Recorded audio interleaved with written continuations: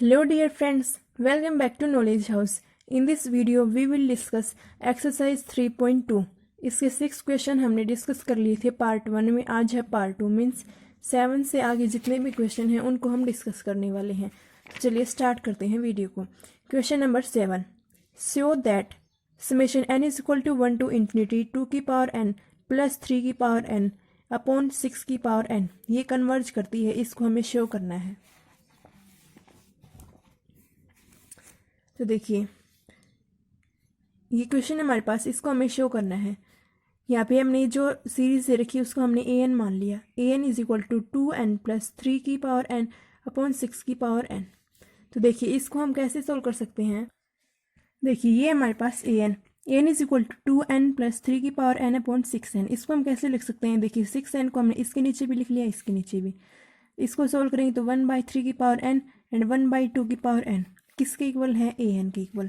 तो अब हम क्या करते हैं, एक बार इन दोनों को चेक करते हैं। अगर ये दोनों कन्वर्जेंट हुए तो इनका प्लस भी सम, इनका जो सम है वो भी कन्वर्जेंट होगा। एंड अगर ये कन्वर्जेंट है तो जो हमारे पास सीरीज दी हुई है वो भी कन्वर्जेंट होगी। देखिए इसको सोल्व करते हैं। Summation n is equal to 1 to infinity 1/3 की पावर n। n की वैल्यू 0 पुट करते हैं तो 1 से पुट करते हैं तो देखिए से 1 0 भी पुट कर लो। 1 + 1/3 3 का स्क्वायर प्लस 3 का cube up to so on. तो ये हमारी क्या बन गई, ज्योमेट्रिकल सीरीज। ज्योमेट्रिकल सीरीज उसको हम कैसे पता लगाते हैं, आर की वैल्यू से। यहाँ पे आर की वैल्यू कितनी है 3, लेकिन अगर आर की वैल्यू लेस देन 1 होती है तो वो होती है कन्वर्जेंट। 1/3 लेस देन 1 है तो मतलब जो ये सीरीज है वो कन्वर्जेंट हो गई। सिमिलरली इसको देखेंगे, इसमें आर की वैल्यू कितनी आएगी 1/2। 1/2 लेस देन 1 है, लेस देन 1 है तो कन्वर्जेंट होगा। तो देखिए हमारे पास ये सीरीज कन्वर्जेंट हो गई, ये भी कन्वर्जेंट हो गई, तो इनका सम क्या होगा, कन्वर्जेंट। एंड अगर ये सीरीज कन्वर्जेंट हो गई तो हमारे पास जो सीरीज दे रखी है 2 की पावर n प्लस 3 की पावर n अपॉन 6 की पावर n वो भी कन्वर्ज होगी। देखिए next question, show that the series a/a into a plus b plus a plus 2b into a plus 3b up to so on where a greater than 0 b greater than 0 is convergent. इस series को दिखाना हमें convergent. देखिए इसमें ये इसकी first term है, ये सेकंड, ये थर्ड। तो हम एक बार इसकी nth टर्म निकालते हैं, उसके बाद हम सोल्व करेंगे। देखिए nth टर्म कैसे निकालेंगे, एक बार देखिए आप यहाँ पे ध्यान दीजिए। ये वाली फर्स्ट टर्म है, जैसे इसको हम कैसे लिख सकते हैं, a प्लस 0b। a सभी में a है। ये देखिए पहले ये वाली टर्म कंसिडर कीजिए, 0 2 4। एक बार देखिए, ये देखिए इनकी फर्स्ट टर्म कंसिडर करेंगे, b वाली वैल्यू क्योंकि a तो सेम है सभी में। यहाँ पे देखिए 0 2 4, तो ऐसे चलता जाएगा 0 2 4 अप टू 6 इन्फिनिटी तक चलता जाएगा।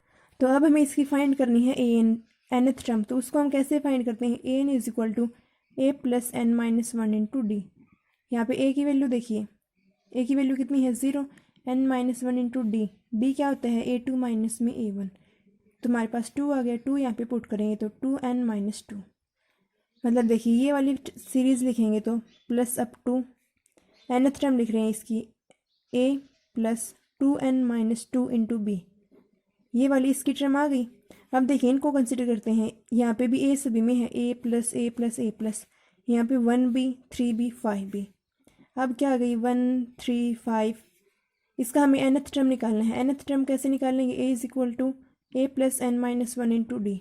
a की वैल्यू क्या है 1 प्लस n माइनस 1, डी की वैल्यू कितनी है 2, क्योंकि देखिए a2 माइनस a1 निकालेंगे तो 3 minus 1 is equal to 2। 1 plus 2n minus 2 तो 2n माइनस 1। इसकी जो ये वाली सीरीज है उसकी nth टर्म कितनी हो जाएगी, इंटू में ही आ जाएगा, ये a प्लस 2n माइनस के 1 इंटू में b। समझ आ गया ना। देखिए पहले हमने इसको कंसिडर किया फर्स्ट टर्म को, ये 0 2 4, तुम्हारे पास ये सीरीज बन गई। इसकी nth टर्म निकालते हैं तुम्हारे पास ये आ गया। ये b के साथ में आए क्योंकि देखिए b के साथ में ये ना ये coefficient 0 2 4, a plus as it is b के साथ में क्या आ जाएगा 2n माइनस 2। फिर इसको कंसिडर किया 1 3 5, b के साथ में ये, तो nth टर्म क्या आ गई a plus 2n minus 1 into b. देखिए nth टर्म निकाल ली हमने।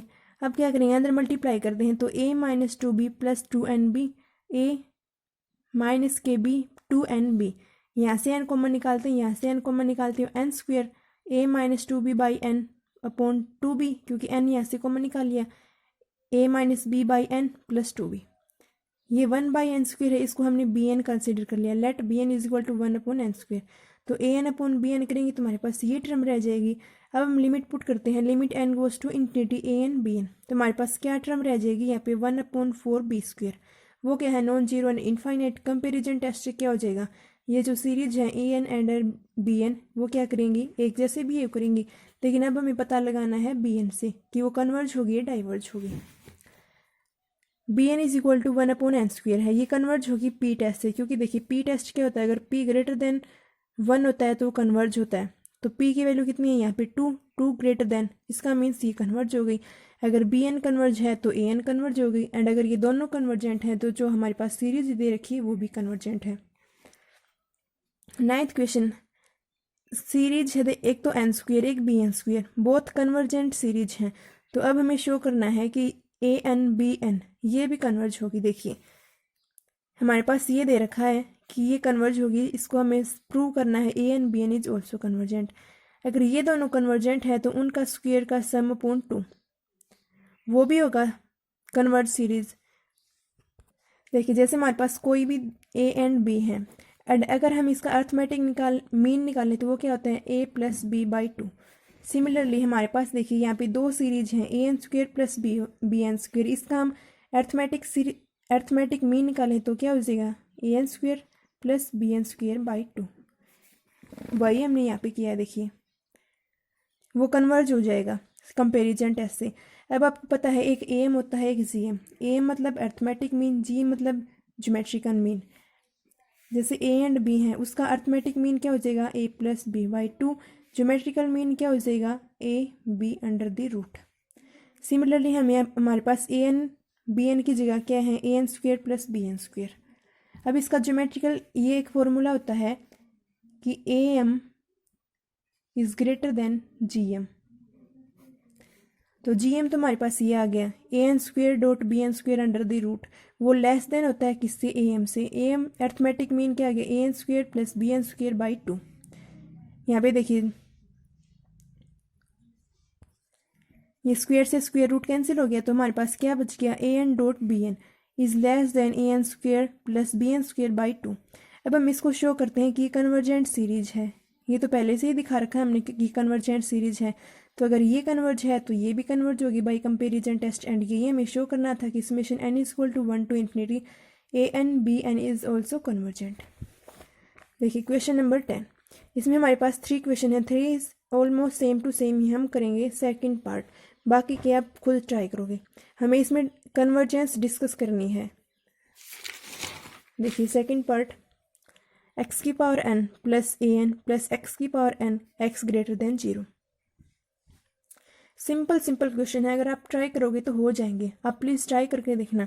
देखिए गिवन सीरीज क्या है हमारे पास, एक्स की पावर एन अपॉन ए की पावर एन प्लस एक्स की पावर, हम उसको हमने किससे कंपेयर किया, summation n is equal to one to infinity a n, तो हमारे पास ए एन की वैल्यू क्या आ जाएगी, जो ये सीरीज दे रखी है।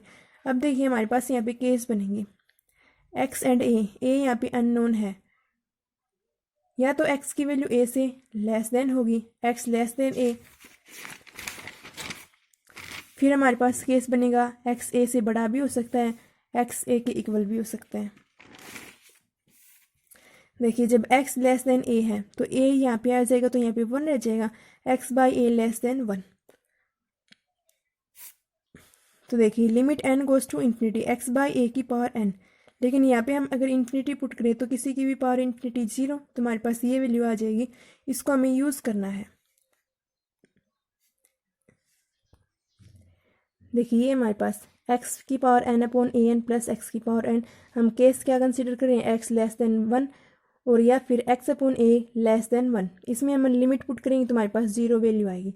देखिए यहाँ से हम क्या बनाते हैं, हमारे पास हम ये बनाने की कोशिश करेंगे, क्योंकि जब हम लिमिट अप्लाई करेंगे तो ये 0 हो जाएगी, x बाई ए की पावर n। तो हम यहाँ से क्या कॉमन लें, यहाँ से कि x बाई ए की पावर n बच जाए, तो देखिए ए एन कॉमन ले ले तो अपॉन में ए एन आ जाएगा, x बाई ए की पावर n बन जाएगा। तो हमने यहाँ से ए एन कॉमन ले लिया, फिर क्या बच गया एक्स अपॉन ए की पावर एन, इसको हमने लेट कर लिया बी एन, ये ऊपर वाली टर्म होती है उसको हम बी एन कंसिडर करते हैं। तो a n upon b N क्या बच गया 1/1 प्लस एक्स बाई ए की पावर एन।